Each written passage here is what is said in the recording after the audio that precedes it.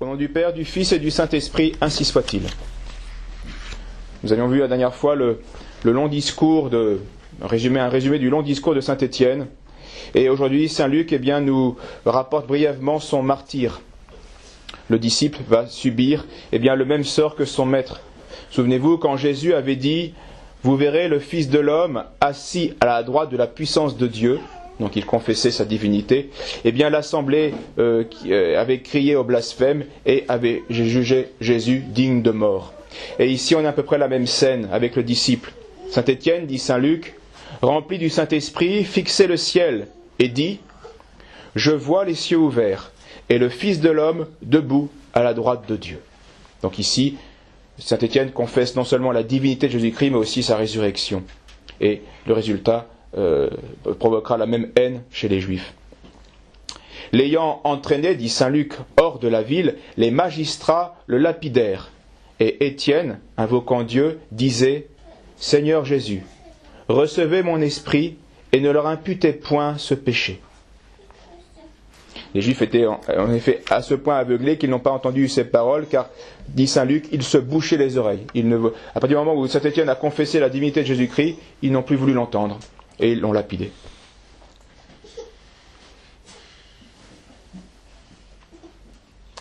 La passion, donc on le voit, était du côté des assassins, passion aveuglante, tandis que le pardon était du côté de la victime. Et un certain Saul, vous le savez, avait assisté et avait approuvé cette lapidation, car il tenait les vêtements de Saint Étienne. Saul, dit Saint Luc, ravageait, nous en reparlerons un autre dimanche, Saul ravageait l'église de Dieu, entrant dans les maisons et conduisant hommes et femmes en prison. Et cette persécution va provoquer une nouvelle dispersion des chrétiens dans la Judée et dans la Samarie. Étienne étant mort, Saint Luc va consacrer un nouveau chapitre à un autre diacre, qui est le diacre Philippe, avec deux faits majeurs, Simon le magicien, nous allons le voir, et puis ensuite l'eunuque d'Égypte. Philippe, dit Saint Luc, prêchait Jésus-Christ en Samarie, et il délivrait de nombreux esprits démoniaques et opérait de nombreuses guérisons. Et donc beaucoup crurent au royaume de Dieu, et ils se firent baptiser, et par là se séparèrent d'un homme qui, dit Saint Luc, se donnait pour être un grand personnage. C'était Simon, que l'on appelait Simon le magicien, car il pratiquait la magie. Mais devant les miracles de Philippe, Simon a cru et s'est fait lui aussi baptiser. Quand les apôtres connurent les fruits de la prédication de Philippe, ils envoyèrent deux apôtres, Pierre et Jean, qui constatèrent tous les fruits, mais ils constatèrent aussi qu'ils avaient été baptisés seulement au nom de Jésus, au nom du Seigneur, et donc ils imposèrent les mains à ces baptisés pour qu'ils reçoivent le Saint-Esprit. Remarquons là déjà la différence qui existe toujours sacramentelle entre les diacres qui peuvent baptiser et la confirmation qui est donnée par les évêques. Il donnait le Saint-Esprit et comme le rappelle l'épître d'aujourd'hui, il y avait à l'époque pas seulement le don de la grâce que nous recevons, qui est le Saint-Esprit, et les dons du Saint-Esprit que nous recevons encore dans le sacrement, qui est le but de sacrement, mais la Providence faisait aussi qu'il y avait beaucoup de dons gratuits qui étaient donnés, dons de sagesse, des dons de langue, de dons de miracles, etc. Et, comme nous l'avons vu, c'était les débuts de l'Église, il fallait des choses très fortes pour enraciner cette prédication du Christ. Et donc Simon, le magicien baptisé à la prédication de Philippe, voyant que le Saint-Esprit, donc il voyait les dons extraordinaires qui suivaient cette transmission du Saint-Esprit, voyant que le Saint-Esprit était donné par l'imposition des mains des apôtres, il leur offrit de l'argent et leur dit « Donnez-moi aussi ce pouvoir ». Donc on voit ces mauvaises tendances qui reviennent. Il était habitué à la magie, au pouvoir surnaturel, et là il voit que imposer les mains et les conséquences sont extraordinaires. Mais Pierre lui répondit « Périsse, toi et ton argent, puisque tu as cru que le don de Dieu s'acquérait à un prix d'argent. Ton cœur n'est pas pur, repens-toi de ton iniquité, et prie le Seigneur de te pardonner, s'il est possible, la pensée de ton cœur, car je vois que tu es dans les liens du péché. Et Simon demanda aux apôtres, priez pour moi afin qu'il n'arrive pas ce que vous m'avez dit. Cet épisode est très instructif car il manifeste bien les malheurs, les malices de la nature humaine et aussi l'ambiguïté des possibles face aux miracles. Et peut-être une des explications pour lesquelles le bon Dieu est parcimonieux dans les miracles. Il n'en fait pas beaucoup, ou pas autant qu'on voudrait en tout cas. Parce que la foule facilement voit dans ces miracles, et attirée dans ces miracles, non pas par la bonté et la puissance divine, mais par le côté utilitaire et spectaculaire qui va rendre la vie terrestre agréable et le transformer en un paradis où il n'y aura plus aucun effort, épreuve, un paradis terrestre qui est perdu à cause du péché. Pierre, qui voit l'impureté du cœur de Simon, lui reproche cette malice particulière, celle de croire qu'on puisse communiquer le Saint-Esprit comme une chose purement humaine, d'où le péristoète en argent. Et ce défaut-là encore est classique à la race humaine, car qui croit pouvoir marchander le ciel. On pourrait acheter le ciel, ou on pourrait marchander avec Dieu. On arrivera toujours à s'entendre comme une transaction, comme un bien qu'on peut marchander. Et surtout, Simon ne comprend pas la folie de la croix. D'abord la gratuité de la grâce et aussi la folie de la croix. Et cela est typique de l'orgueil humain qui veut ici-bas uniquement puissance et jouissance. Voilà ce que veulent les hommes. Voilà ce que l'homme pécheur veut. Il voudrait jouissance illimitée sur cette terre et une puissance illimitée. Et Simon le magicien le manifeste et il est prêt, et encore, sublime folie encore, c'est de croire que cela, puissance et jouissance, seront obtenus grâce à l'argent. Et nous avons là exactement la folie de notre époque moderne. L'orgueil humain ne supporte pas la croix, ne supporte pas le sacrifice, et ne refuse de voir que sa voie à lui, la voie pour aller vers la sagesse de Dieu, c'est plutôt la supplication et plutôt l'humilité. Parce que nous, comme le dit l'évangile d'aujourd'hui, celui qui sort justifié, c'est celui qui a compris cela. C'est celui qui lève même pas les yeux au ciel et qui dit « Ayez pitié de moi, Seigneur, ayez pitié de moi, pauvre pécheur ». C'est pas celui qui contemple sa puissance et sa jouissance, même vertueuse. C'est là encore une finesse de l'orgueil. C'est une finesse encore de l'orgueil, de se croire puissant et saint par soi-même. Et remarquez bien, ce n'est pas certainement un hasard si notre époque d'apostasie correspond aussi à une époque de technocratie, ou de puissance technologique, où l'orgueil humain se donne sans mesure, s'illusionne sur sa puissance. On maîtrise le monde, on change le monde. Et l'argent peut tout, on peut tout acheter avec l'argent.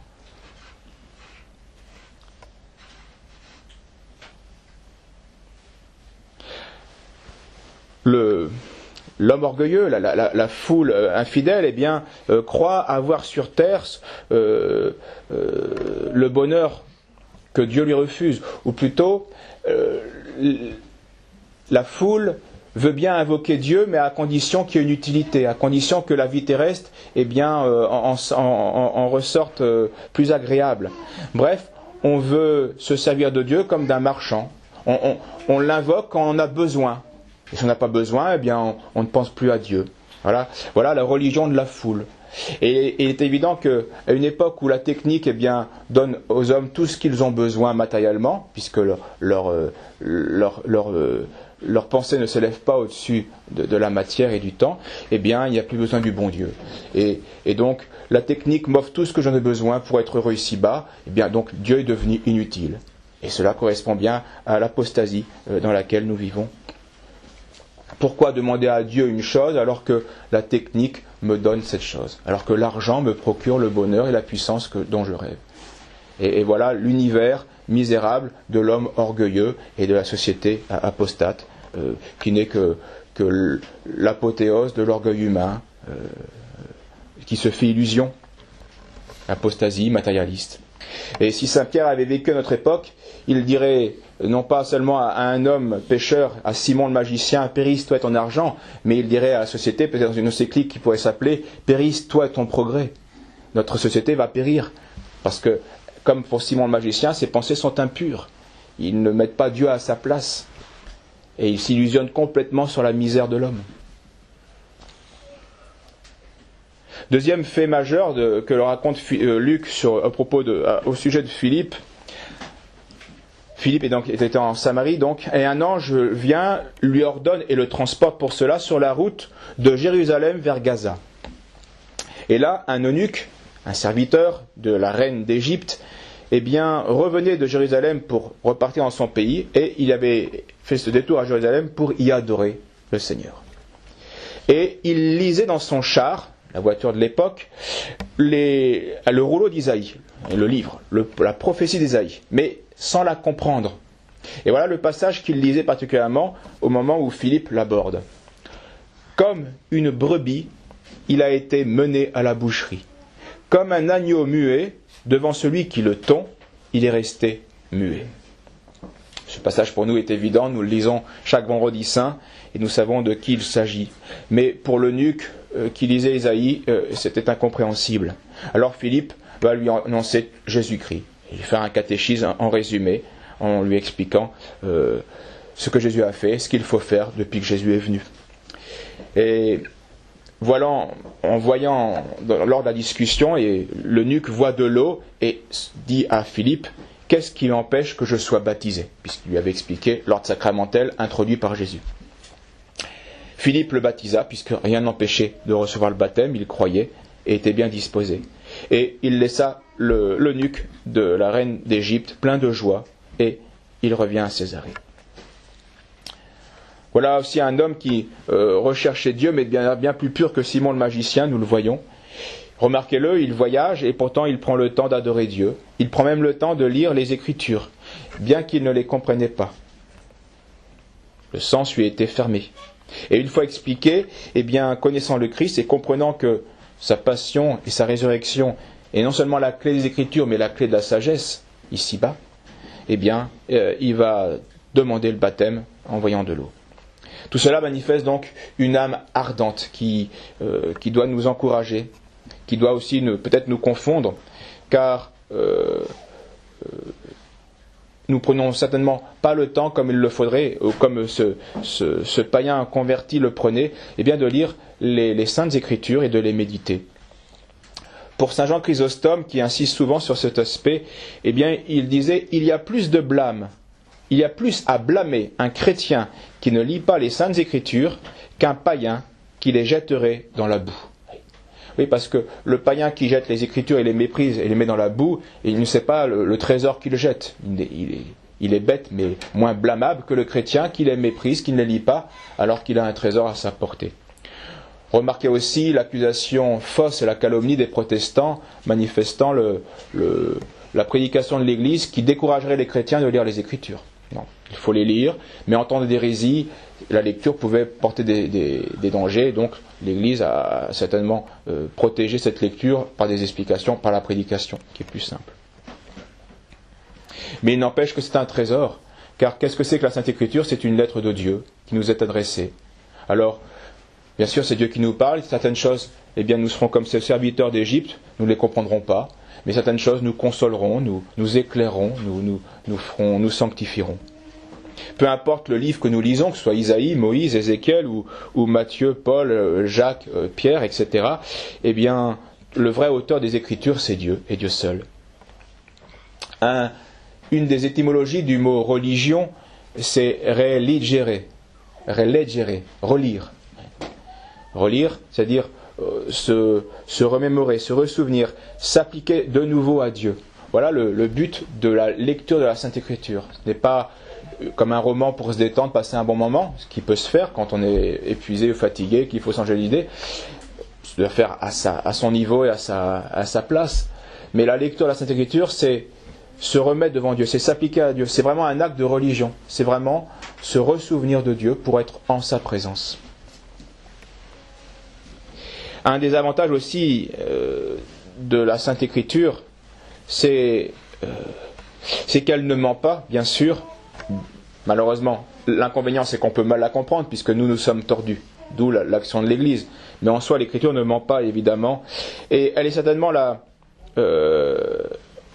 Parce qu'elle ne, et un autre avantage, c'est qu'elle ne tient pas compte de la perversion ou du vice de l'opinion des hommes de l'époque. Elle est intemporelle. Et elle seule a la force de rappeler des choses que de certaines époques n'ont plus la force de rappeler. Parce que c'est Dieu qui, dans sa majesté, qui nous parle. Elle seule aussi peut vraiment consoler et édifier en disant la vérité et en nous montrant ce qui nous attend. Ceci est consolant et fortifiant. Et elle sait aussi donner des enseignements sévères parce qu'elle dit la vérité. Certes, ceux qui ne savent pas lire ont d'autres moyens d'avoir la sagesse de Dieu. Dieu n'est pas tenu à ces moyens-là. Certains saints étaient illettrés et de grands saints et pleins de sagesse. La vie aussi est un livre, nous le dit-on, et qui apprend beaucoup de choses. Mais il y a certains enseignements qu'on ne trouve que dans l'Écriture ou dans la prédication. Celui-ci en particulier. Le feu qui ne s'éteint pas et le ver qui ronge, sans mourir. Et où trouver cet enseignement aujourd'hui si c'est dans l'Écriture ? C'est ce rappel de l'amour de Dieu qui pourtant dira à certaines âmes « Je ne vous connais pas, retirez-vous de moi, artisans d'iniquité ». Dieu qui est amour, eh bien dira à certains « Je ne vous connais pas, retirez-vous et allez dans le feu où le ver va ronger, dans le feu qui ne s'éteindra pas ».